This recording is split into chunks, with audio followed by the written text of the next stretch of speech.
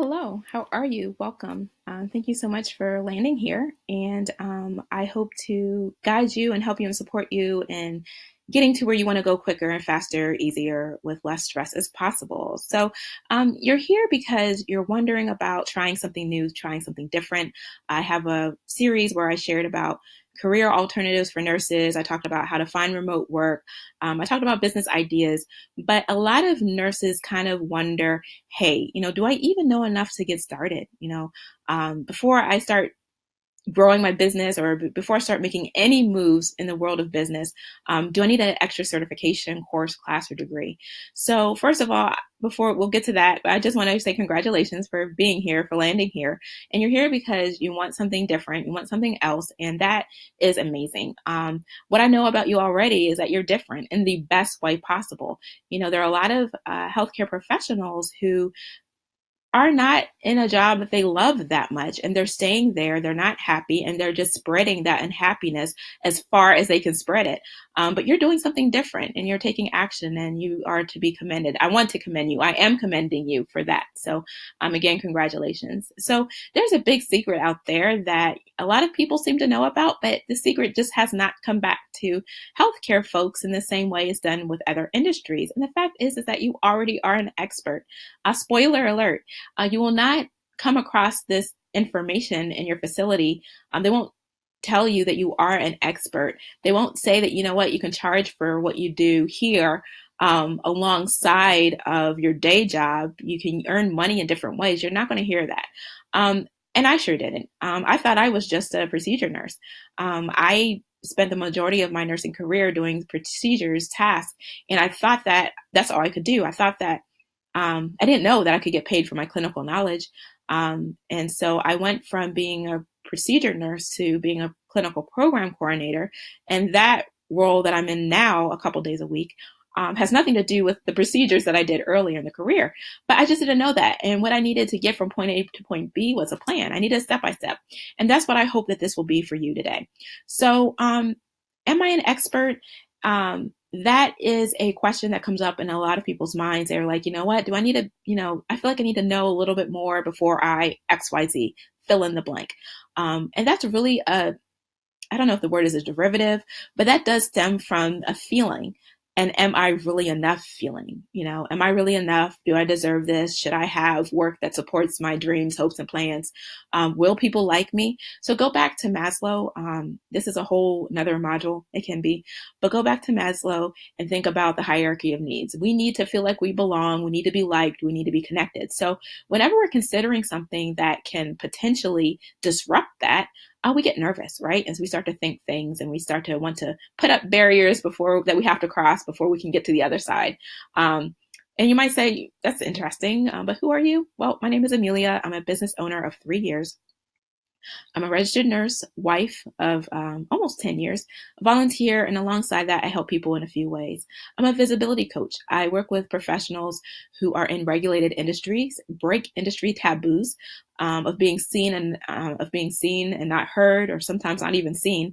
But I help them break industry taboos so that they can show up for themselves in new ways. My clients come to me when their role in the regulated industry, whether it's healthcare, financial, legal, that role is suffocating them. They feel stuck and it's no longer serving them. They want and need location independent work, or they want to start a business or grow their business. And so now they need to show up for themselves. They need to get visible in a new way that they've never done before. So, and they come to me and I support them through that in a way that I'm going to help, where I hope to support you in a similar way through this video. So why you're enough? Well, you're enough simply because you're a human. And humans, because of how we're designed with special, unique gifts and things that we do like no one else can do. And that's why you're enough, to be quite honest, because you're a human. And the value of coaching. So why is coaching needed? Well, think about a runner, right? A runner has a goal of getting to the Olympics. They have a destination in mind, but they need somebody who knows the specific plan to get there to help along the way. They need to get the runner exercises to do one week. They check back the next week. They get a new set of exercises and each week they check back and they eventually progress towards the thing. Coaching does the same, is the same thing. You get an action step that will get you closer to your goal. You meet back with your coach. You talk about what action you took or did not take, and then you make new plans and you keep moving forward. So a coach is simply there to help you get to where you want to go quicker, faster, easier, with less stress and less mistakes and such. So you might say that's fine and good, but will a certification course or class fix the am I enough question? Maybe I don't need a coach. Do I just need another certification? No, a certification will not fix the feeling of am I enough and will people like me. A class, another degree won't fix that feeling. That's an inside job. All right. So that's why there are people who have advanced degrees who are doing work that they don't love, and they're not being compensated. That is why people who've become a legal nurse consultant are still at their day job and they have never launched their consulting business. The whole question about, are you enough? That question has to be resolved in a different way. And I want to take you through exercises that I hope will help to start that process, because it's a process. Okay. So the ability to design an income that supports your personal goals, our personal goals, I feel like that's a human right. And I feel like you deserve, or you have the right to design an income that you deserve. And I invite you to consider going down this path of business or discovering new things in business, but thinking of it in terms of listening to people versus developing business relationships. Because for me personally, and you might be different, the idea of developing business relationships was just so unwieldy. It was like, where do I even start? So, but I did know how to listen to people. So I invite you to think of that. Just listen to people. So what is an expert? Well, an expert is someone who's having or displaying specialized knowledge that came from training or experience.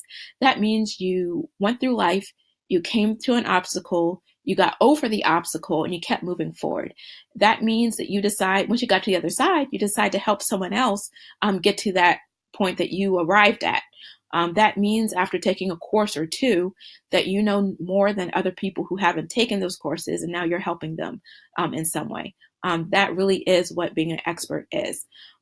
So owning your enoughness. Now that's a process. It's a process. It can be almost a lifetime process, it seems like. And some days I personally am doing better at this than other days. But this is how you can start the process. Do an assessment of your expertise. Think about the committees that you volunteered on, and then think about, is this a problem that's worth solving? The value that you added to the committee or the committee that you're involved with, is that an expensive problem? This is not a market research video. That's another topic. However, I invite you to Google the problem that you were involved with solving. So I was involved with patient communication committees. So I would Google patient communication business, patient communication consulting, and see how people are solving that problem.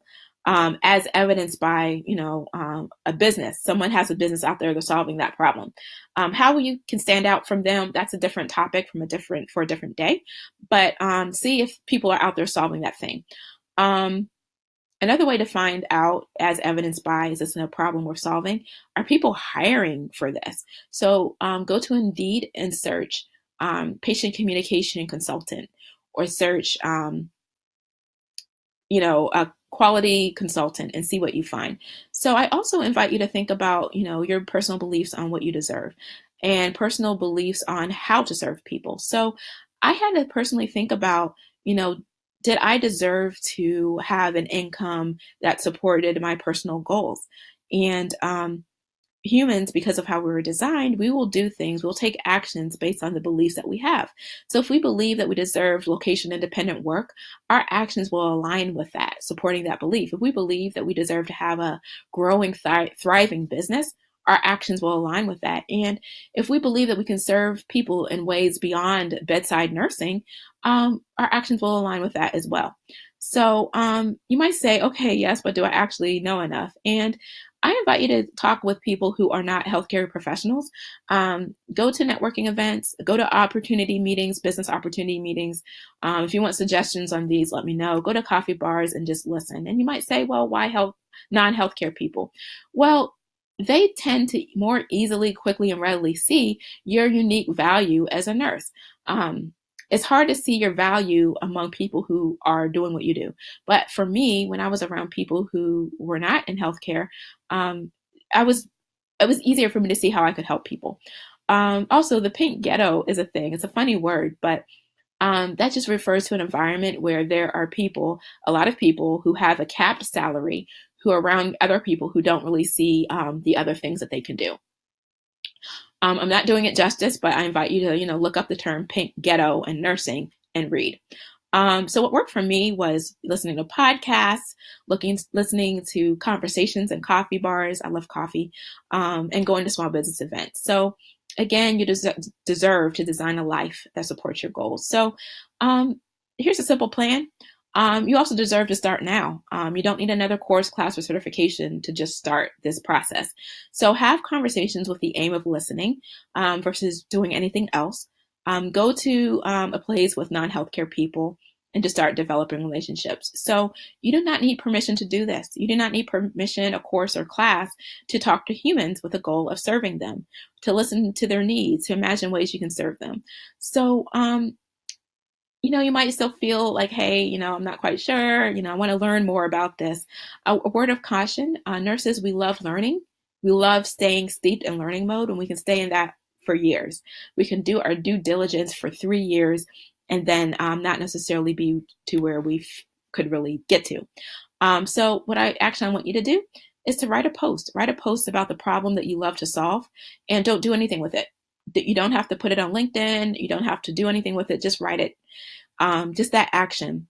It's a muscle of writing. It's just a muscle that I want you to exercise, of owning your enoughness and your expertise. Flex that muscle by writing a post. Flex that muscle by curating content. That means sharing content from other people about your subject matter expertise. Say an association or another expert in your field shares something helpful about the problem that you want to solve. Share that with your audience. And just notice the feeling of how that feels to share something helpful. That will work your helpful muscle.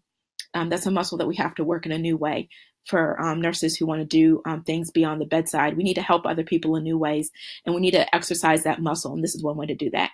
Gather proof of your expertise. Owning our enoughness and our expertise, it's a muscle. Again, we have to flex it. How do we do that? Write down the committees that we volunteered with, projects that we were on, and such. And so I invite you to Google small business events near you, Small Business Association and Women's Business Center. Google those last two things because you're paying for these resources. You're paying for the Small Business Association. Put in smallbusiness.gov.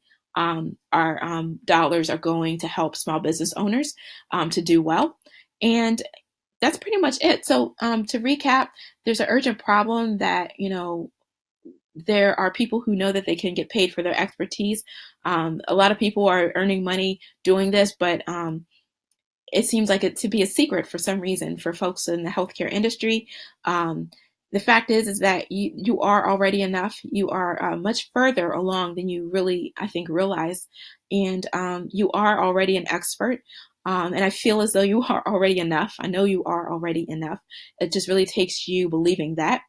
And what else did we talk? We talked about action steps. I gave you a few action items that I would love for you to do. So if you want to continue working together, this was fun. I hope something was helpful, something resonated. And if so, let's keep the conversation going. Reach out to me at info@solutionsbyamelia.com. I'm on Instagram and Twitter as @RN_solutions. If you have any questions, feel free to drop them in the comments below. All right. I hope you have a wonderful evening. Take care.